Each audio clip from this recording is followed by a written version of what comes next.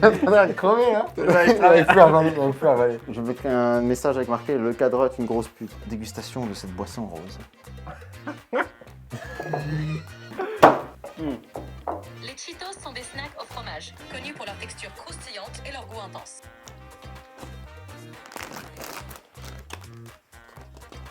Putain, mais c'est chiant. Je vois que tu tiens une sorte de bonbon gélifié, ça a l'air amusant. À ton avis, quel est le QI de cette personne? Ah, il met le micro juste à côté de la bouche. ASMR. Hello les gars, on se retrouve pour une toute nouvelle vidéo. On va déguster des produits en fait alimentaires, quoi, des produits. Mais en fait, c'est censé être des produits américains, mais de ce que j'ai vu, ils sont pas vraiment américains parce qu'il y a des produits marqués en polonais ou voilà. Ouais. Donc pas ouf. Mais le concept de la vidéo, parce qu'on veut quand même faire un petit peu original, on va déguster les produits avec l'aide de ChatGPT, donc de l'IA qui va nous donner des infos sur ces produits, à la fois avec la version mode vocal avancé, mais aussi avec le mode caméra appareil photo. On peut lui donner un produit, Ouais. on peut le filmer, il peut nous dire ce que c'est en temps réel. Ce qui est très très stylé. Mais là, faut déjà tout sortir, non? Ouais, on va tout sortir, on va enlever le panier parce que ça doit être...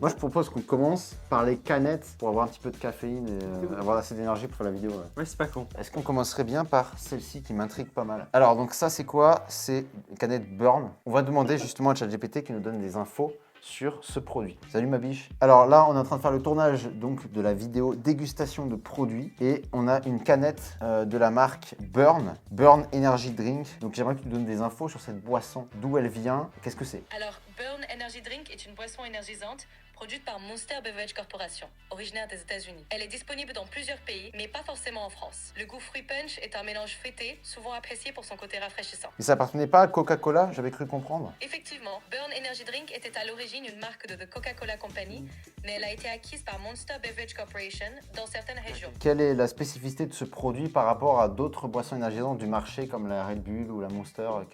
Quel intérêt? Pourquoi je prendrais cette canette au lieu de prendre une Monster et une Red Bull? Est-ce que tu as une idée? Burn Energy Drink se distingue par ses saveurs plus variées et fruitées, comme le fruit punch. Comparée à Red Bull ou Monster, elle mise souvent sur un goût plus sucré et différent. Ok, bah on va goûter ça. Tu veux pas prendre des verres plutôt? Oui, je vais chercher des verres parce qu'on ne veut pas s'échanger le microbiote. Il y a quand même une certaine hygiène à avoir. Sinon, on peut boire en Bluetooth ou en Wi-Fi. Mais après, on risque d'en foutre non. partout Ouais. ou même en 5G. Allez, juste- Qu'est-ce que t'as fait? C'est une connerie là. Mais en fait, c'est parce qu'elle est bien remplie, tu vois. C'est pas comme les canettes de merde qui sont remplies à 50%, tu vois. Je mettrai un message avec marqué « Le cadre est une grosse pute ». Ah ouais, la couleur. Je veux pas que je tourne le verre. Ah ouais, c'est bien Ah oui. rose. Hein. J'ai un peu abusé, hein. J'en ai mis beaucoup. Parce qu'après, on a d'autres boissons. Ça devient rouge en fait après une fois qu'on le voit. Ça, c'est la couleur des senior seats, ça. Bon La bah, tienne, hein. ouais, allez, santé.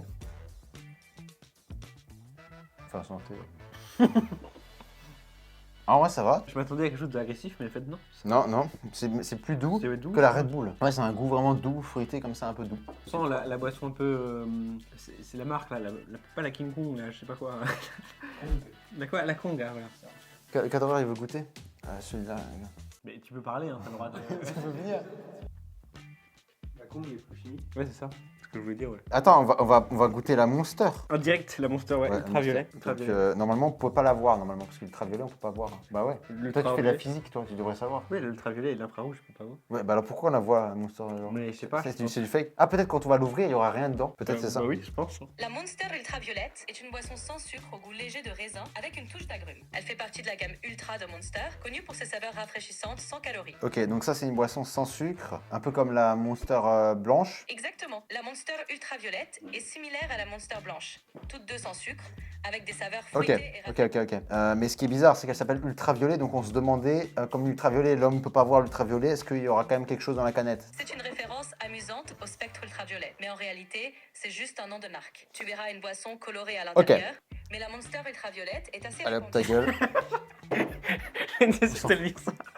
Dans une Monster, il y a l'équivalent de 4 tasses de café, c'est ça? Oui, une canette de Monster contient environ 160 mg de caféine, soit à peu près l'équivalent de 4 tasses de café. C'est assez énergisant. Comparé par exemple à une Red Bull qui a une quantité donc plus faible. La Red Bull, on est sur du 250 ml, alors que sur la Monster, on est sur du 500. Est-ce qu'on a quand même une quantité par rapport à la proportion de la taille de la canette qui est équivalent en termes de caféine? Exactement. Une canette de Red Bull de 250 ml contient environ 80 mg de caféine, tandis qu'une Monster de 500 ml en contient environ 160 mg. Donc proportionnellement, elles ont une quantité de caféine similaire par millilitre. Oh Alors là, l'ultraviolet, du coup. c'est assez rose, quoi. Ouais, C'est rose. Couleur de l'amour. voilà, comme hier c'était à Saint-Valentin.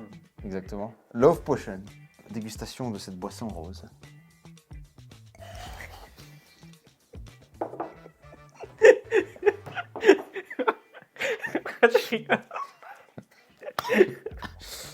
J'ai failli tout cracher là. Non mais du coup j'ai même pas pu non, ressentir le goût quoi.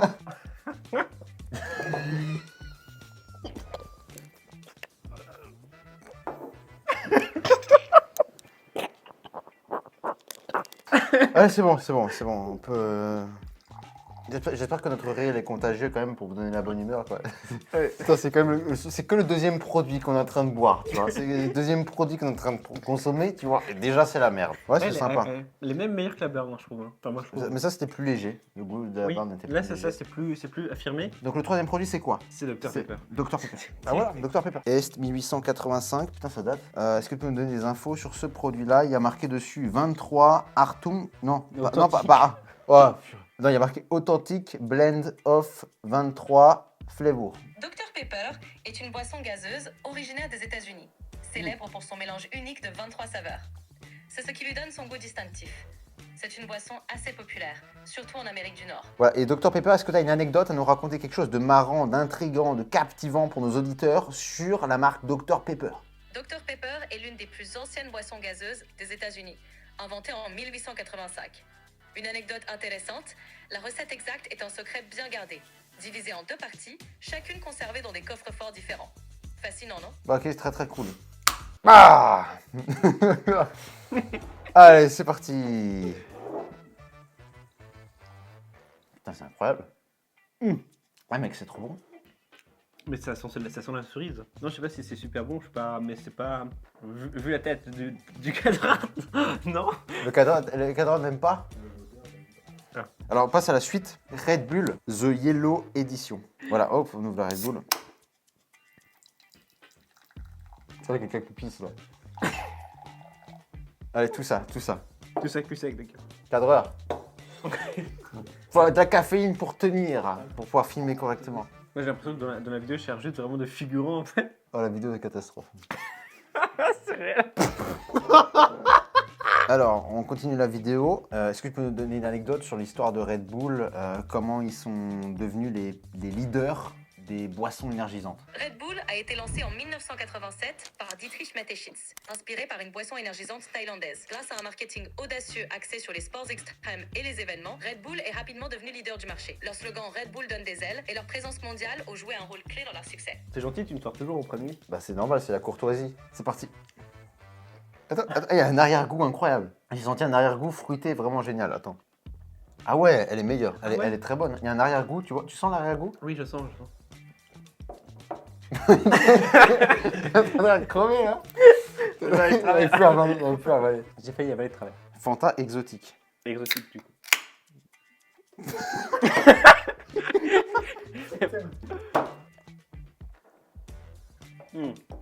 Pas mal, hein. Un peu mal en fait, le goût au début est meilleur que la fin en fait. Contrairement à l'autre d'avant, justement. Maintenant, on a goûté un Fanta. Est-ce que tu peux nous donner l'histoire de Fanta? Fanta a été créé en Allemagne pendant la Seconde Guerre mondiale, en raison des pénuries qui empêchaient Coca-Cola de produire ses boissons. C'est ainsi qu'est née cette boisson fruitée. Mais c'est une boisson nazie, alors?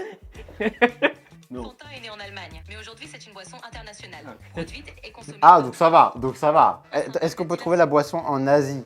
En Asie. Oui, absolument. On peut T'as trouver compris la du blague? Fanta Oui, c'est quoi? T'avais compris la blague? En Asie, en Asie. C'est un Sprite chill, c'est un Sprite à la cerise. Oh. C'est tout blanc. Titre. Soda aromatisé au citron, Ah, lime et à la cerise lime. Ça veut dire quoi lime? mais c'est citron en anglais, non? Non, c'est limon. Bah pourquoi il dit cerise lime aussi? Lime en anglais signifie citron vert. Donc cerise lime veut dire cerise et Ah oui, citron vert. trop bien, ok. Donc Pourquoi cerise lime c'est citron vert et lemon c'est citron jaune. Exactement. Lime c'est le citron vert et lemon c'est le citron jaune. Bien vu. Ok, intéressant. Mais pourquoi alors cerise lime et cherry lime? Pourquoi pas cerise et citron vert? Cherry lime est juste l'anglais pour cerise vert. Ça existe des cerises vertes? Il y a des cerises vertes? Les cerises vertes ne sont pas pas une variété spécifique. Elles sont simplement des cerises pas encore mûres. En général, les cerises mûres... Donc là-dedans, il y a des cerises pas mûres. Non, pas du tout. Cerise lime fait référence à la combinaison de saveurs. Alors oui, il y a le Capri Sun. Capri Sun Monster Alarm. Arrête, si tu bouges comme ça en rigolant, tu vas plus être stable. Là, il va... Moi, je vais goûter en attendant le Lion Brownie Style. La catastrophe. Non, filme ça.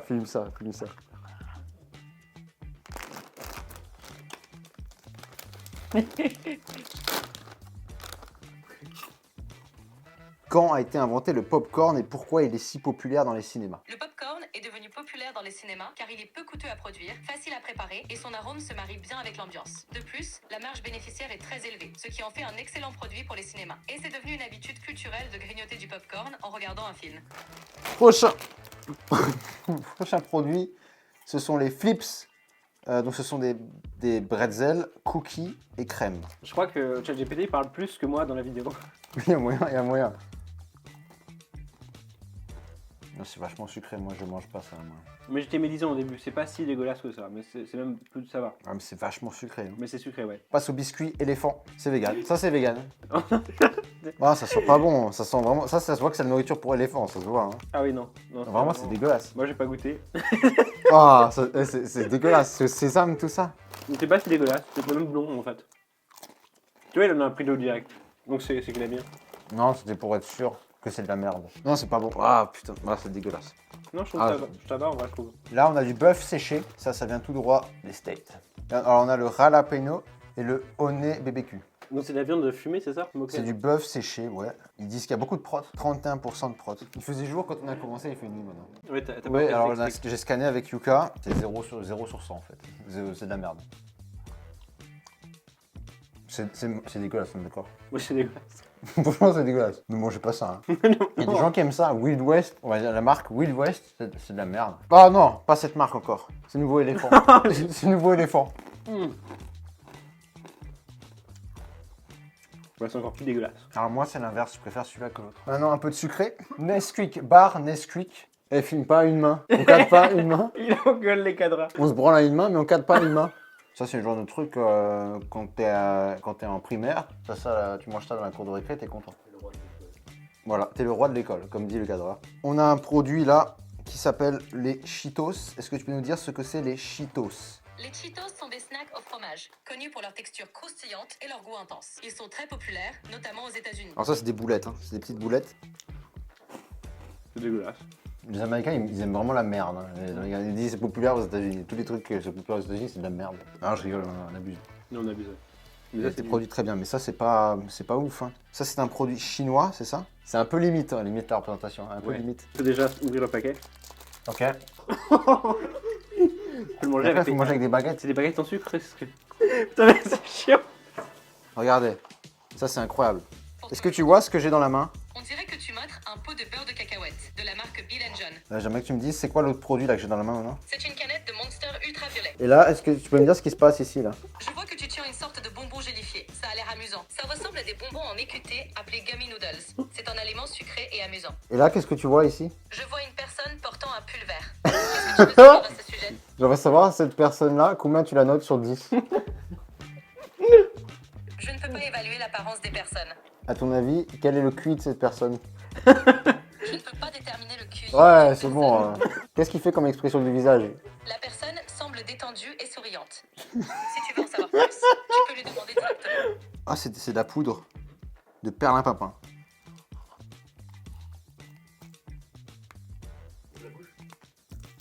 Ouais, il y a quoi de plus chimique que ça? Mais oui, il y a une réaction chimique dans sa bouche. C'est quoi cette dinguerie? Ça s'arrête pas, hein, cette merde.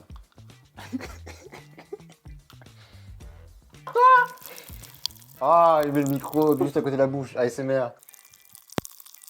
C'est quoi les bonbons Striking Popping Candy? Les Striking Popping Candy sont des bonbons pétants qui crépitent dans la bouche. Ils sont amusants à manger grâce à cette sensation effervescente. Comment ça marche? Pourquoi ça te pète dans la bouche? Ces bonbons contiennent du dioxyde de carbone emprisonné dans des petits cristaux de sucre. Quand ils fondent dans ta bouche, le gaz est libéré, ce qui crée cette sensation pétillante. Ok, bah je vais me péter la bouche. Profite bien.